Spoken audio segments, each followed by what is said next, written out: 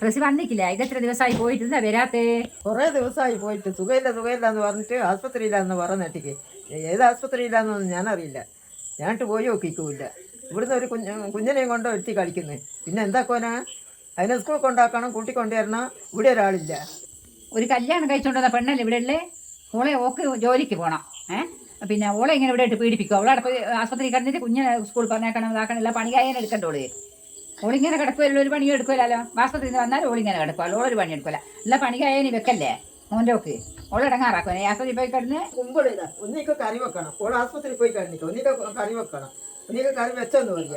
ഇതിങ്ങനെ ഒന്നിക്കായിരിക്കും കൊടുത്തിട്ട് പൈസ വാങ്ങുക. ഇതൊന്നുമില്ല. ഞാനെന്നായാലും മുറിച്ചിട്ടായിരിക്കെങ്കിലും അങ്ങ് വെക്കും. രണ്ടാളും കൂടി കൂറുള്ള സാധനമല്ലേ. ഇങ്ങനെ കൊണ്ടാച്ചിട്ട് എന്താ? പകുതി പൈസ ഇങ്ങൾക്ക് തരും, പകുതി പൈസ എനിക്ക് കൊടുക്കാം. ആയിരിക്കും കൊടുക്കണം. വെറുതെ കൊണ്ടാച്ചിട്ട് പൊക്കിക്കളിയാനാ? നല്ല കുമ്പളല്ലേ നോക്കാറോ? ഇങ്ങനത്തെ മായല്ല സാധനം ഇവിടെ ഉണ്ട്. അവിടെ കായേ ഒരിക്കലും പ്രദേശത്ത് ഇങ്ങനത്തെ ഒരു സാധനം ഇല്ല. ഓരോന്നുണ്ടാക്കി ചോളങ്ങ് പോവും. എന്നാൽ നാളെ മുറിക്കാതെ എന്തെന്ന് വെച്ചാൽ ചെയ്യാം. പിന്നെ ഇതൊക്കെ ഉണ്ടാക്കട്ടെ. സാധിയേ ഇനി ഒരു പണിയും എടുക്കണ്ടേ?